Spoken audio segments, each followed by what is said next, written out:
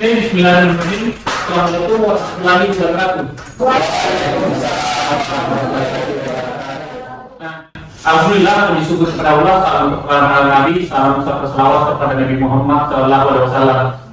Pada pertemuan hari ini kita akan membahas tentang mata kuliah delik-delik dalam KUHP. Nah, pertemuan hari ini itu adalah pertemuan pertama. Nah, pertemuan pertama seperti biasanya sebelum kita membahas tentang materi untuk pertemuan 16 kali ke depannya atau selama satu semester, kita akan membahas tentang kontrak belajar, perkenalan, dan apa sih sebenarnya tujuan daripada mempelajari delik-delik dalam KUHP itu sendiri. Nah itu, jangan sampai kita mempelajari sesuatu tetapi tidak tahu tujuan dan manfaatnya, kan gitu ya. Jadi harus kita pahami bahwa tujuan untuk mempelajari mata kuliah ini. Apa tujuan saya untuk mengetahui tentang delik dalam KUHP ini? Jadi ada arah dan tujuan yang ingin kita capai selama satu semester ke depan. Oke? Yeah. Nah, sebelum saya masuk ke materi izinkan saya sedikit intermezzo. Perkenalkan, nama saya Abu Esa, Sarjana Hukum Magister Hukum, IDDN 0918109022, lulusan Universitas Indonesia Timur. Kebetulan profesi saya di Universitas Indonesia Timur di Fakultas Hukum sini. Dan status alhamdulillah sudah menikah dan mempunyai 2 orang putri yang cantik-cantik, alhamdulillah. Nah, untuk saudara-saudara sekalian, apabila Anda mau dikomunikasikan stok nilai dan dikomunikasikan hal-hal yang menyangkut tentang perkuliahan, silahkan bisa melalui email saya, itu amboesa.mh@gmail.com. Begitu pula juga saudara-saudara sekalian yang mau berkomunikasi melalui WA, telepon, bisa menghubungi saya di nomor HP 085299383003. Nah, itu sedikit intermezzo untuk perkenalan pribadi saya selaku dosen di Fakultas Hukum Universitas Indonesia Timur yang mengampu mata kuliah delik dalam KUHP. Selanjutnya, karena ini adalah pertemuan pertama, jadi saudara-saudara sekalian belum saya tulis namanya. Nanti insya Allah untuk pertemuan kedua saya akan cantumkan nama-nama saudara-saudara sekalian untuk di absen. Nah, selanjutnya sebelum kita memulai, alangkah bagusnya kita membahas tentang tata tertib atau kontrak belajar yang nantinya kita akan gunakan selama satu semester ke depan atau 14 sampai ke 16 pertemuan ke depannya. Nah, adapun tata tertib kontrak belajar di mana yang pertama itu adalah kehadiran. Nah, kehadiran saudara-saudara sekalian ini dilihat daripada bagaimana kemudian saudara-saudara sekalian itu hadir di kelas sebelum saya masuk. Dalam artian ini 5 menit sebelum jadwal dimulai, saudara-saudara sekalian itu harus sudah siap-siap untuk mengikuti perkuliahan. Maksimal 10 menit setelah jadwal dimulai. Dalam artinya 10 menit setelah saya masuk di ruangan memulai perkuliahan, saudara-saudara sekalian tidak diwajibkan lagi untuk mengikuti perkuliahan pada waktu itu. Oke? Bisa dipahami? Selanjutnya, keaktifan berdiskusi. Nah, keaktifan berdiskusi di sini maksud saya hasil daripada diskusi nantinya ada yang bisa dipetik. Jangan diskusi debat tanpa beraturan. Istilahnya diskusi sesuai dengan jalur yang ada, supaya ada yang bisa dipetik dalam diskusi yang kita kerjakan. Nah, selanjutnya handphone disalurkan. Di sini saya mohon untuk saudara-saudara sekalian selama perkuliahan berlanjut, mohon untuk HP disalurkan supaya tidak mengganggu perkuliahan ke depannya. Nah, yang terakhir sikap. Nah, kita lihat di gambar ada mahasiswa yang juga jadi kan kurang ajar ya. Nah, dalam arti kalau sikap di sini minimal kalau lo tinggalkan ruangan sementara proses belajar mengajar dimulai, supaya kan angkat tangan, minta izin ke toilet dan lain sebagainya. Oke? Nah, untuk kontrak belajar mudah-mudahan bisa dimengerti. Kita lanjut.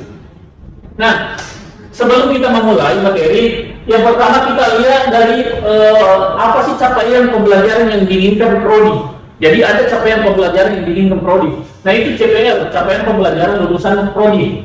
Nah, yang pertama itu tata hukum disiplin dalam kehidupan bermasyarakat dan bernegara. Yang pertama, yang kedua menguasai konsep dari formil secara teoritis. Yang ketiga menguasai konsep dari materi secara teoritis. Itu yang capaian yang ingin dicapai oleh prodi. Nah, yang kedua, CPMK. Apa itu CPMK? Capaian pembelajaran mata kuliah. Nah, apa sebenarnya yang ingin dicapai dalam mata kuliah delik-delik dalam KUHP? Yaitu mahasiswa mampu mendefinisikan delik-delik dalam KUHP. Itu capaian pembelajaran mata kuliahnya. Nah, selanjutnya kita sudah membahas capaian. Sekarang sub capaiannya atau sub CPMK. Yang pertama, mahasiswa mampu menjelaskan tentang pengertian delik-delik. Itu yang pertama, subnya. Sub kedua, mahasiswa mampu menjelaskan macam-macam delik. Jadi itu dua sub nantinya yang nantinya kita bahas pada pertemuan pertama kali ini.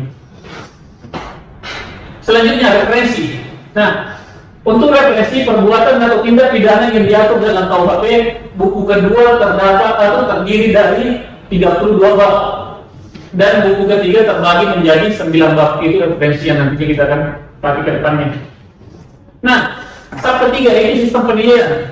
Nah, saya pakai sistem penilaian karena agar saudara-saudara sekalian ini mengerti bahwa inilah poin saya atau inilah nilai saya. Di mana letak kekurangan nilai saya, kenapa saya mendapat nilai A, kenapa saya mendapat nilai B, kenapa saya mendapat nilai C, atau bahkan kenapa saya mendapat nilai error. Nah, di sini penilaiannya. Nah, saya berikan nilai kehadiran atau absensi itu 40%. Karena kenapa? Saya meyakini bahwa saudara-saudara sekalian datang di kampus untuk mengikuti perkuliahan itu sudah ada niat untuk belajar. Jadi kenapa saya memberikan poin yang besar 40% untuk kehadiran? Yang kedua, itu tugas struktur atau mandiri. Nah, dilihat daripada tugas ada 30% poin yang saya kasihkan, 30%. Karena kenapa? Lagi-lagi saya berpikir bahwa ketika saudara-saudara sekalian sudah menyetor tugas, berarti sudah ada niat untuk belajar dan sudah ada niat untuk mengerjakan tugas itu sendiri. Nah, selanjutnya UTS itu 15% dan UAS atau ujian akhir semester itu 15%. Jadi ini dasar penilaian saya. Oke, di sini nanti saya kembalikan kepada saudara-saudara sekalian. Siapa tahu ada yang mau dipertanyakan, silakan. Iya, sebut nama, sambung dan pertanyaannya. Silakan. Assalamualaikum warahmatullahi wabarakatuh. Waalaikumsalam warahmatullahi wabarakatuh. Perkenalkan, nama saya Nisa Hurjana, NIM 205117. Iya. Saya ingin bertanya, bagaimana tentang tugas yang nantinya akan kami kerjakan? Intinya Bapak dosen tadi menjelaskan terkait metode pembelajaran, yaitu diskusi, kuis, dan penulisan moral. Oke. Nah, jadi untuk tugas nantinya yang saya berikan, dan jadi untuk setiap kali pertemuan saya akan menjelaskan dulu materi. Seperti pertemuan kali ini saya akan menjelaskan tentang materi apa itu dalam KUHP dan macam-macam atau jenis-jenis delik dalam KUHP. Nah, setelah materi ini akan saya berikan tugas. Jadi akan saya berikan tugas kelompok. Setelah itu minggu depannya sebelum mata kuliah masuk, saudara-saudara sekalian mendiskusikan apa yang Anda dapatkan minggu lalu. Jadi ada masa peningkatan kembali tentang materi yang sudah kita pelajari. Nah, begitu pula tugas. Jadi tugas itu Anda buat dalam bentuk makalah nantinya terus didiskusikan. Nah, untuk kuis itu kuis nantinya akan saya bagikan linknya ke grup WA.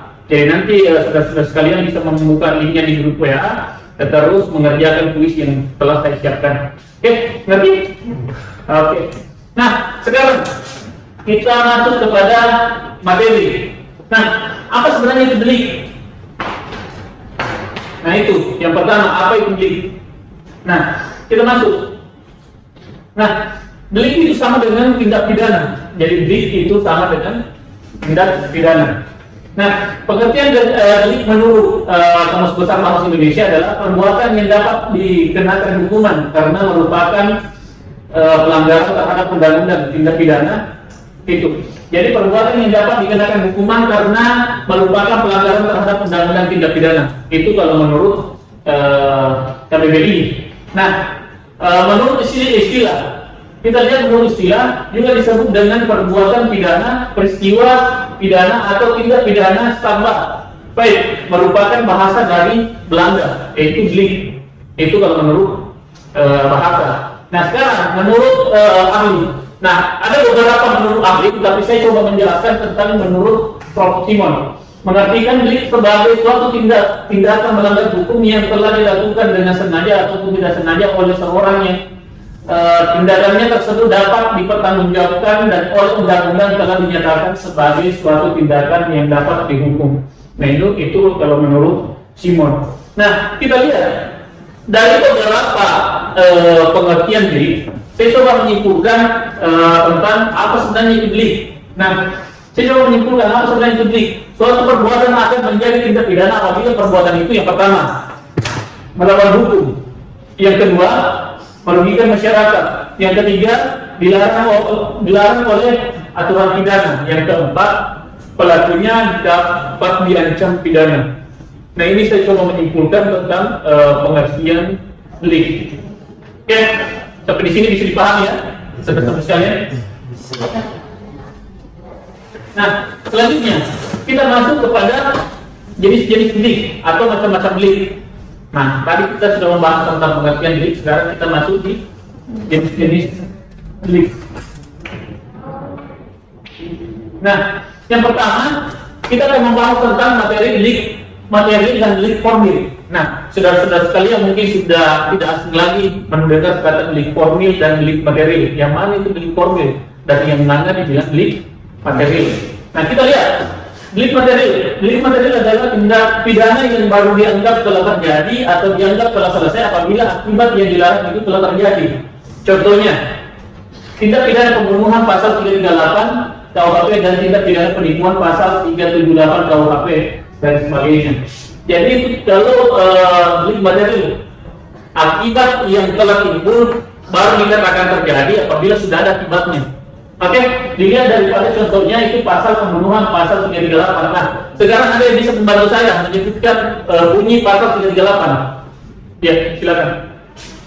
Baik, pasal 338 KUHP adalah barang siapa dengan sengaja merampas nyawa orang lain diancam karena kesalahan melakukan pembunuhan dengan pidana penjara paling lama 15 tahun. Nah, diancam diancam gara-gara membunuh atau merenggut nyawa. Nah, akibat daripada pembunuhan ini yang telah dibacakan tadi temannya itu adalah mengakibatkan nyawa melayang atau merampas nyawa orang lain, dan gitu. Nah, dalam artian kalau belum meninggal berarti belum dapat dikenakan pidana karena akibatnya belum terjadi. Contoh, siapa namanya? Emmanuel. Terus ini? Ya, oke. Gini, Emmanuel ingin membunuh Kia. Contohnya, Emmanuel ingin membunuh Kia. Jadi Emmanuel ini sudah menyiapkan memang parang dan lain sebagainya untuk membunuh Kia. Nah, Emmanuel mengetahui setiap hari Kia pasti melewati gang. Nah, akhirnya Emmanuel menunggu depan gang untuk membacok Kia.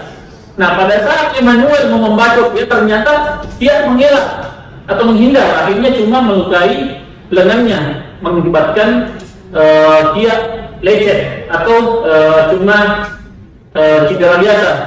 Nah, setelah membacok Emmanuel lari, akhirnya pembunuhan tidak jadi terjadi. Tetapi niat daripada Emmanuel ini sudah ingin membunuh, begitu. Nah, dilihat daripada delik material. Kalau dilihat daripada delik material itu akibatnya telah terjadi, baru dikatakan pembunuhan. Nah, tadi contoh yang saya sebutkan apakah sudah mengakibatkan meninggal seseorang? Belum ya? Jadi dalam artian di sini belum mengakibatkan meninggal berarti belum bisa dituntut pidana 338 atau pasal 338 tentang pembunuhan.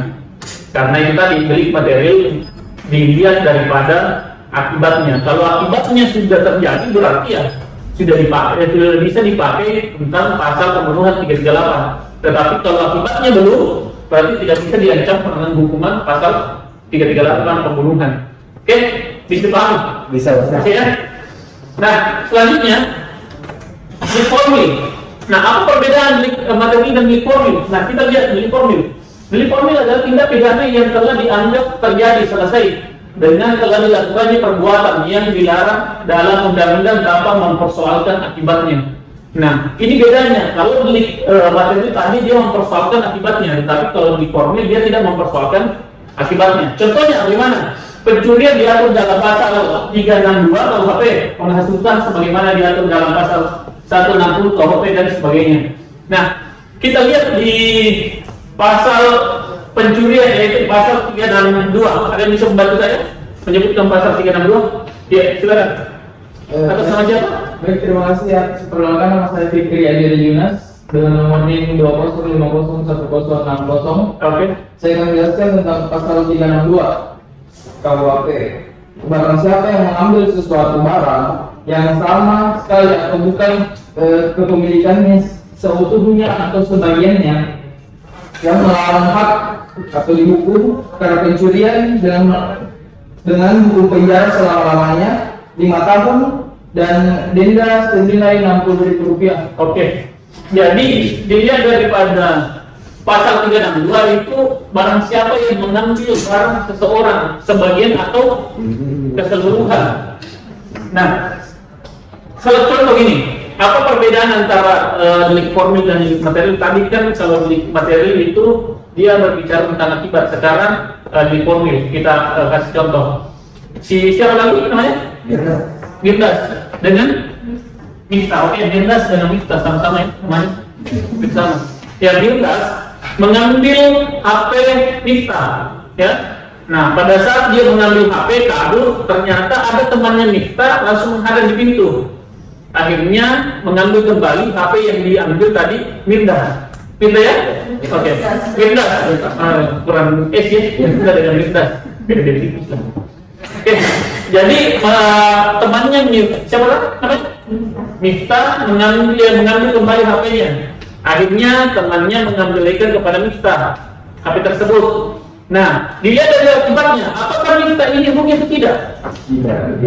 Tidak ya, karena HP-nya kembali. Nah, kalau dilihat daripada delik formil berarti delik material berarti tidak bisa dituntut hukuman pencurian. Kalau dilihat dari delik material, tapi kalau dilihat dari delik formil itu bisa karena dia tidak mempersoalkan tentang akibatnya. Jadi entah Miftah ini rugi atau tidak itu tidak ada masalah. Yang jelasnya Mirdas ini telah melakukan pencurian, dia harus dihukum karena dia menurut delik formil itu tidak membahas tentang akibatnya. Oke, bisa mengerti sini? Mengerti, Pak. Bisa ya? Jadi tetap dihukum pencurian, dia sudah mengembalikan HP curiannya. Nah, beda kalau ada perdamaian di dalamnya. Misal Miftah tadi ingin berdamai ya, lain kali ceritanya. Oke, bisa mengerti? Nah, kita lanjut. Nah, tadi delik formil dan delik material. Sekarang kita masuk di delik komisi dan delik komisa per komisa. Jadi ada 3. Nah, pelan-pelan kita bahas. Nah, sekarang kita akan bahas delik komisi. Nah, apa itu delik komisi? Delik komisi adalah delik yang berupa pelanggaran terhadap larangan yang dilakukan secara aktif, yaitu berbuat sesuatu yang dilarang. Jadi ada dalam kurung yang dilakukan secara aktif. Kalau delik komisi, yang mana itu contohnya melakukan pencurian, penipuan, pembunuhan dan sebagainya. Jadi kalau melihat berasal daripada delik komisi itu dia secara aktif melakukan tindak pidana. Dalam artian gini, siapa namanya penipu aja? Sahrul. Nah, dalam artian ini, Sahrul ingin membunuh, berarti dia aktif ingin membunuh karena kenapa? Dia pergi ke tempat seseorang dan membacoknya, berarti dia aktif. Ada tindakan. Itu maksudnya. Jadi dia secara aktif melakukan pembunuhan. Wah, dia secara langsung begitu, Pak? Iya, dia secara langsung melakukan pembunuhan atau pencurian. Begitu pula penipuan. Oke, bisa mengerti? Untuk delik komisi. Nah, sekarang delik komisi kita lihat delik yang berupa pelanggaran terhadap perintah atau keharusan menurut undang-undang. Nah, ini kalau berbicara tentang delik komisi berarti dia berbicara tentang keharusan. Ada keharusan dia untuk melakukan itu. Kalau tidak dia lakukan berarti itu melanggar aturan. Oke? Nah, kita lihat contohnya. Tidak menghadap sebagai saksi di muka persidangan pengadilan sebagaimana ditentukan dalam pasal 522. Nah, kita lihat pasal 552. barang siapa dengan melawan hak tidak datang sebelum dipanggil untuk menjadi saksi ahli atau juru bahasa dihukum dengan denda sebanyak-banyaknya Rp900. Dalam arti ini, orang yang disurati di pengadilan untuk menjadi saksi ahli atau juru bahasa, tetapi dia tidak hadir dalam persidangan itu sudah melanggar aturan atau tindak pidana. Karena memang ada dia keharusannya untuk hadir menjadi saksi ahli atau juru bahasa. Nah, karena ketidakhadirannya akhirnya dia melanggar tindak pidana. Ini mengerti ya? Untuk delik komisi. Bisa ya? Nah, oke. Sekarang kita lanjut ke delik komisi per komisi komisa. Nah, ini ada ribet sebenarnya untuk penyebutan ya. Delik komisi per komisi komisa. Nah, kita lihat apa sebenarnya itu. Adalah delik yang berupa pelanggaran terhadap larangan akan tetapi dilakukan secara tidak berbuat. Nah, ini kira-kira bagaimana itu? Orang diam saja, kita diam saja ini. Loh, kok melanggar pidana sih? Kayak gitu. Jelas-jelas kita diam melanggar pidana, apalagi kalau goyang. Gimana?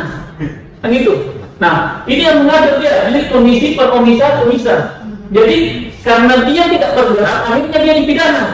Contohnya, seseorang ibu yang membunuh anaknya dengan cara tidak memberikan air ASI, pelanggaran terhadap larangan untuk pembunuhan sebagaimana diatur dalam pasal 338 atau 340 KUHP.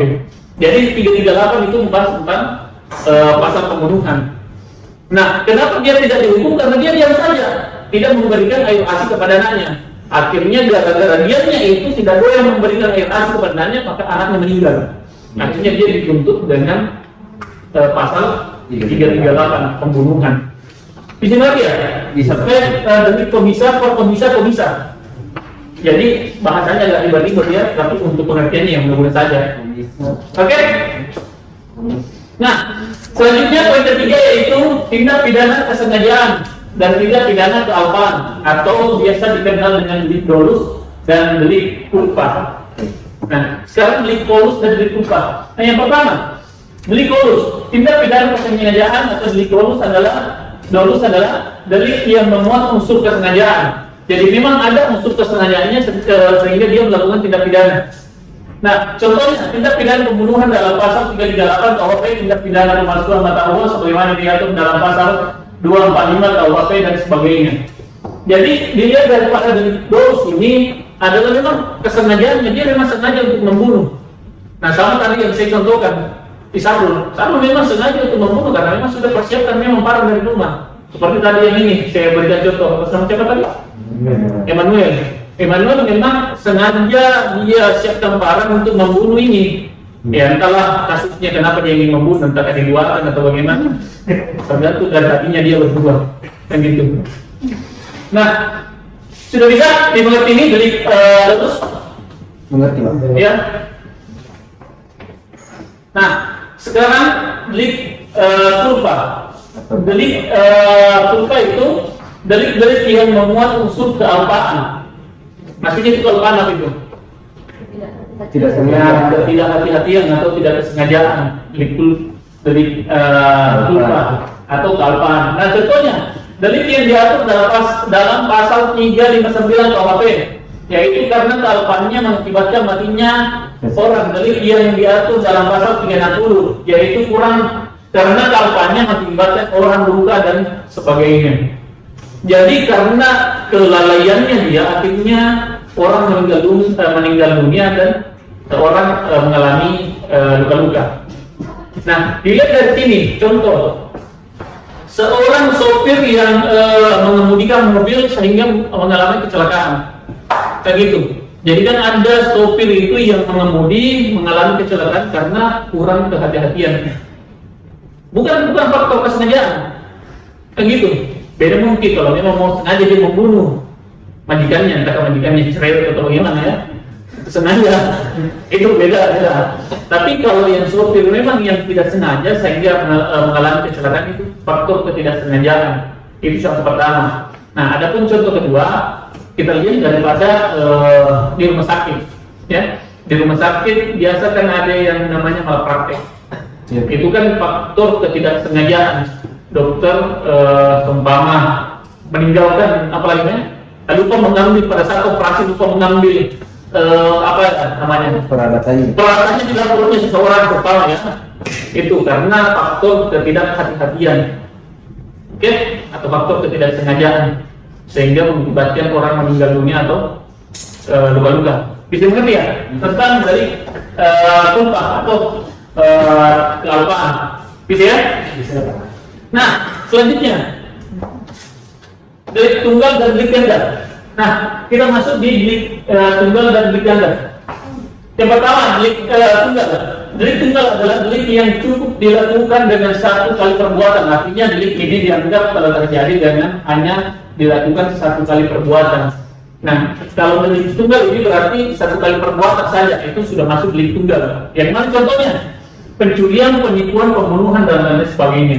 Nah itu kalau delik tunggal dalam artian satu kali perbuatan sudah dinamakan delik tunggal atau pelanggaran karena dia sudah membunuh, mencuri, dan lain sebagainya. Nah kita lihat delik ganda. Delik ganda adalah delik yang untuk kualifikasinya baru terjadi apabila dilakukan beberapa kali perbuatan. Contohnya, untuk dapat dikualifikasikan sebagai tindak pidana delik dalam pasal 481 KUHP, maka penada itu harus terjadi dalam beberapa kali. Nah ini kalau delik ganda. Jadi beberapa kali dia melakukan tindak pidana baru dikatakan delik ganda. Kalau cuma satu kali berarti dia tidak bisa dikenakan delik ganda. Berarti dia masuk di delik tunggal. Oke? Ada yang bertanya? Sampai di sini ya, silakan. Terima kasih atas waktu yang telah diberikan. Perkenalkan, nama saya Muhammad dari Padang.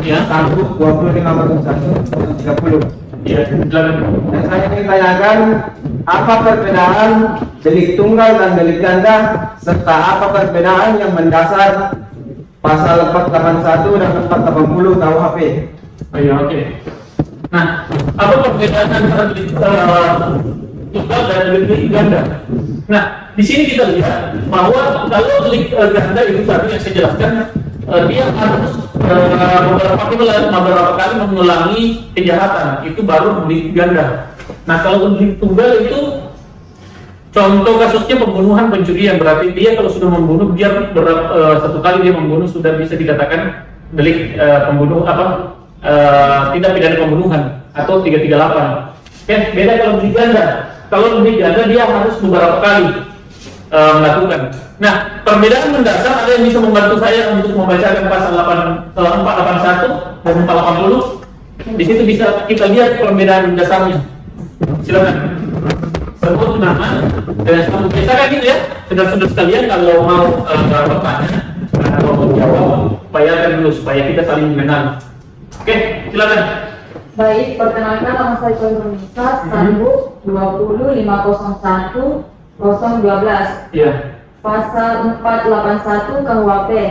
Barang siapa yang membuat kebiasaan dengan sengaja membeli, menukarkan, menerima gadai, menyimpan atau menyembunyikan benda yang diperoleh karena kejahatan, dihukum penjara selama-lamanya 7 tahun. Iya.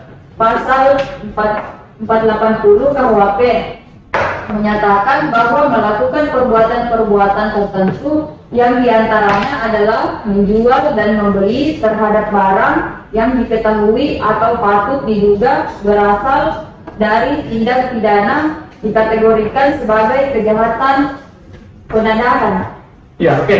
Nah, bisa saudara-saudara sekalian menandakan tadi bahwa perbedaan antara pasal 481 dan 480 adalah kalau pasal 480 itu penadaan biasa, dalam artian satu kali dia lakukan penadaan berarti sudah dituntut yang namanya pasal 480 penadaan. Itu perbedaan dasarnya. Sedangkan 481 dia ada di unsurnya di situ faktor kebiasaan. Nah gitu ya. Faktor kebiasaan. Jadi ada faktor kebiasaan. Kalau dalam artian faktor kebiasaan berarti sudah sering melakukan itu. Nah, baru dia masuk bisa dikenakan pasal 481. Jadi itu yang membedakan pembedaan mendasarnya antara delik ganda dan delik tunggal. Dilihat daripada pasal 81 dan pasal 80. Oke, bisa dimengerti? Oke. Jadi Anda dilihat daripada kebiasaan. Ada kalau pasal 481 itu kebiasaan. Nah, selanjutnya yang kelima, delik yang berlangsung terus dan delik yang tidak berlangsung. Dalam artian ada yang delik berlangsung terus menerus dan ada delik yang tidak berlangsung. Nah, yang mana dikatakan delik berlangsung terus? Delik berlangsung terus adalah tindak pidana yang mempunyai ciri bahwa keadaan atau perbuatan yang terlarang itu berlangsung terus, dengan demikian tindak pidana berlangsung terus menerus. Nah, yang enam dikatakan itu contohnya tindak pidana yang diatur dalam pasal 33 KUHP, yaitu tindak pidana perampasan kemerdekaan orang. Nah, untuk mengetahui ini ada yang bisa membantu saya untuk pasal 33. Ada ya? Nah, pasal 33, barang siapa dengan sengaja menahan atau merampas kemerdekaan orang lain atau meneruskan tahanan itu dengan melawan hak, dihukum penjara selama-lamanya 8 tahun jika perbuatan itu menyebabkan luka berat, si tersalah dihukum penjara selama-lamanya 9 tahun. Dalam artian di sini seseorang menahan, atau saya berikan contoh ya, atas nama siapa? Indah. Ya, Ihsan. Ihsan dan Indah. Ihsan menahan Indah di suatu tempat atau di rumahnya. Nah, dia menahan terus menerus tanpa membebaskan dia. Nah, itu dibilang delik berlangsung terus. Jadi selama Ihsan ya, selama Ihsan menahan Indah, dalam artian di situ terus berlangsung yang namanya delik terus menerus. Bisa mengerti ya? Selama dia tidak membebaskan, itu namanya delik berlangsung terus. Ada juga yang memberikan contoh bahwa yang namanya delik berlangsung terus atau berulang, di mana Ihsan ini tidak mau tidak mau membebaskan dia merampas haknya emang, kayak gitu. Ya, entah kayak tadi, entah persoalannya bagaimana dia, kenapa tidak mau membebaskan ya, tidak ditahu. Hanya dia berdua yang mengetahui hal itu. Oke, izin banget ya. Oke, kalau untuk mengetahui itu bisa ditanya pribadi nanti dia. Nah,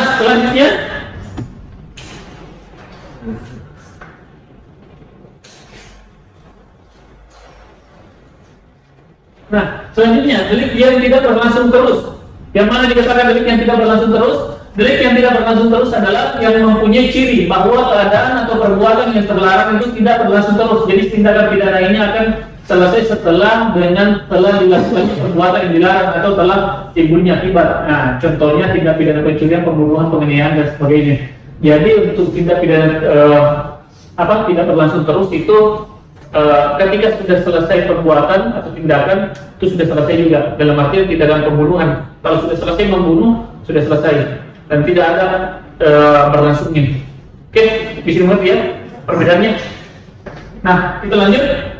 Yang keenam adalah delik aduan dan delik bukan aduan. Nah, sini dilihat yang mana delik aduan, yang mana delik bukan aduan. Karena kan sudah sekalian biasa mendengar, oh ternyata tidak ada pelapor, kenapa tetap diproses kasusnya kan gitu. Kenapa pada saat baru diproses kasusnya setelah ada pelapor. Nah, di sini kita lihat yang mana dikatakan delik aduan dan yang mana dikatakan delik bukan aduan. Nah, delik aduan merupakan suatu delik yang dapat dituntut apabila ada pengadu dari korban atau orang yang merasa dirugikan. Jadi ada orang yang melapor baru bisa diproses. Nah, contohnya tindak pidana perzinahan dalam pasal 284 KUHP, tindak pidana pencemaran nama baik dalam pasal 310 KUHP dan sebagainya. Nah, tindak pidana perzinahan. Jadi kalau tindak pidana perzinahan sudah harus ada pelaporan baru bisa diproses, kan gitu. Tidak bisa diproses kalau tidak ada orang yang mengadu atau orang yang merasa dirugikan yang melapor. Bisa mengerti ya? Bisa. Kalau tindak pidana pengaduan, contohnya itu tadi. Nah, sekarang delik bukan aduan. Delik bukan aduan merupakan suatu delik yang terjadi yang terjadi tidak perlu ada pengaduan dari pihak yang dirugikan karena aparat hukum akan segera mengambil tindakan. Ini kalau delik bukan aduan. Contohnya tindak pidana pembunuhan, pencurian, penggelapan, penjudian dan sebagainya. Jadi dilihat daripada kalau ada pembunuhan dan sebagainya tidak mesti ada pelapor. Jadi kalau tidak mesti ada pengadu. Jadi kalau ada pembunuhan langsung aparat penegak hukum langsung mengambil tindakan.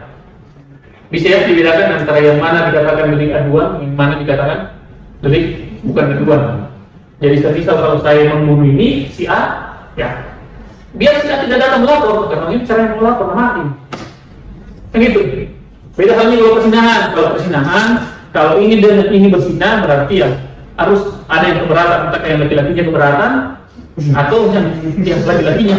Begitu. Oke? Sini lagi ya.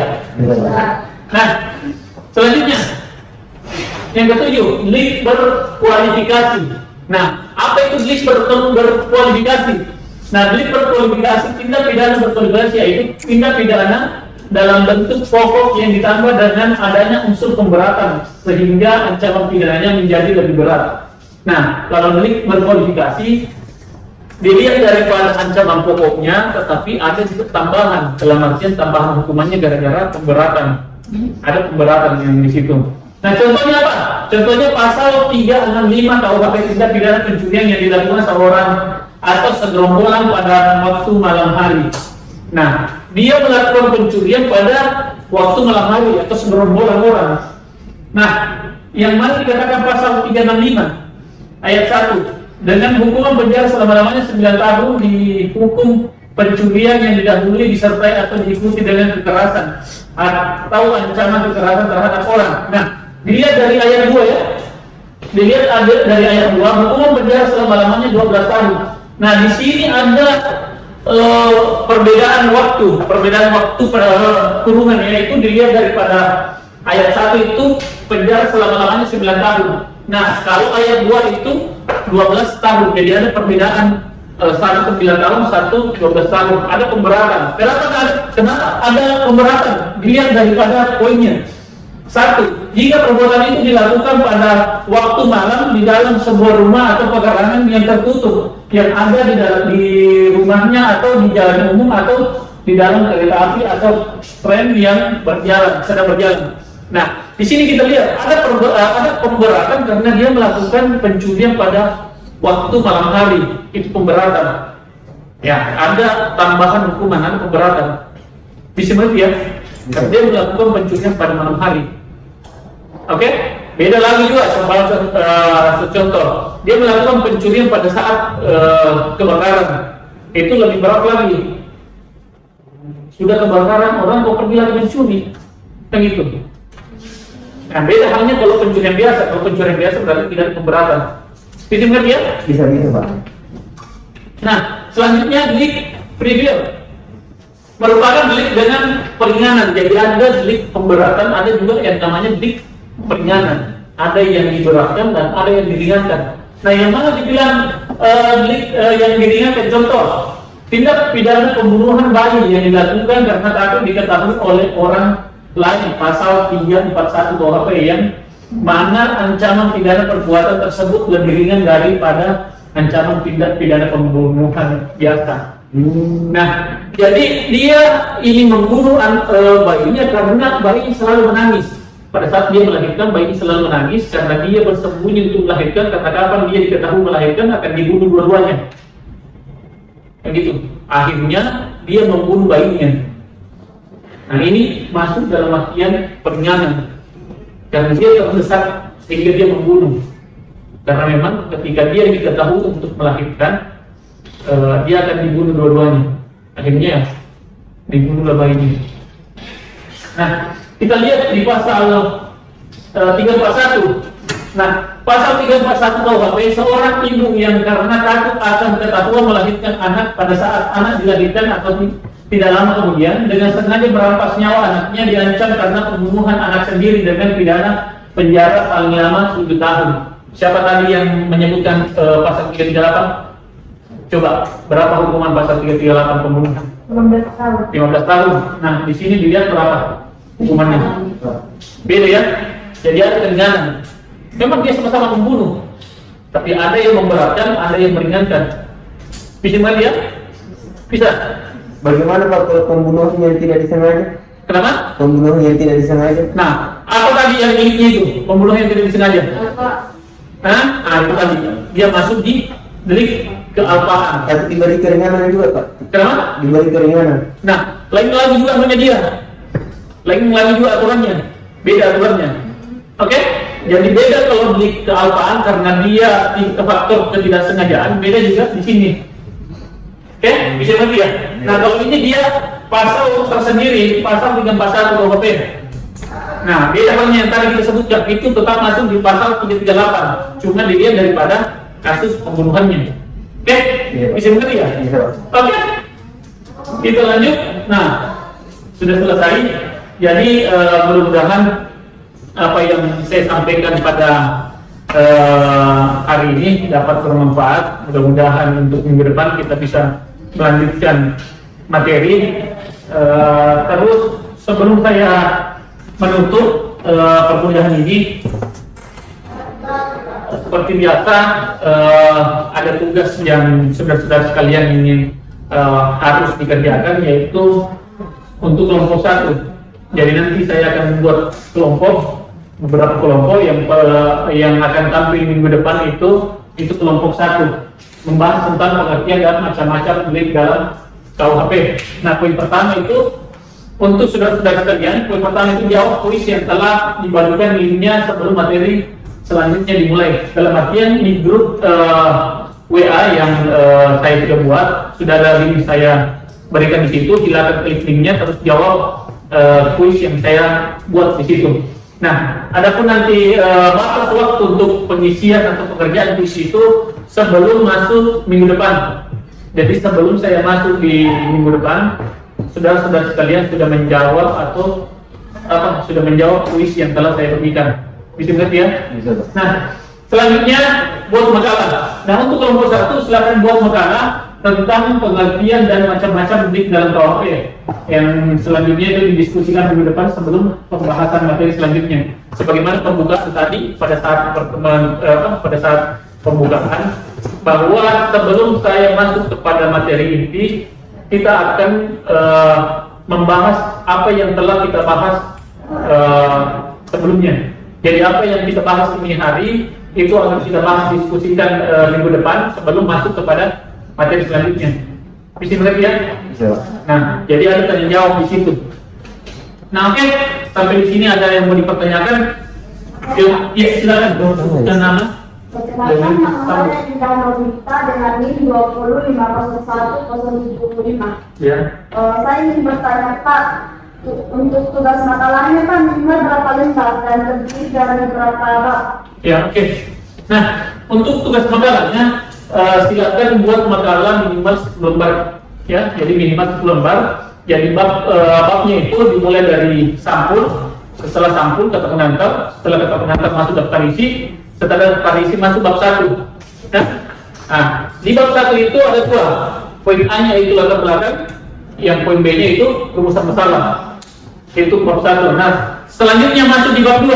Bab 2 itu isi. Jadi apa yang menjadi rumusan masalah saudara-saudara sekalian itu dimasukkan kepada isi. Itu yang akan Anda jawab di isi. Itu di bab 2. Nah, di bab 3 itu kesimpulan dan saran. Nah, apa yang menjadi apa yang sudah Anda jawab di isi itu Anda simpulkan di bab 3. Itu di kesimpulan. Nah, terus poin B-nya itu saran. Apa yang menjadi saran Anda untuk kedepannya. Nah, begitu pula juga bisa Anda masukkan saran untuk dosen pengajar. Bahwa Pak, lebih bagusnya sebelum mulai kita melakukan diskusi atau setelah selesai kita lakukan diskusi dan lain sebagainya. Silakan buat saran nanti di makalahnya. Oke? Iya, Pak. Kalau sudah tidak ada,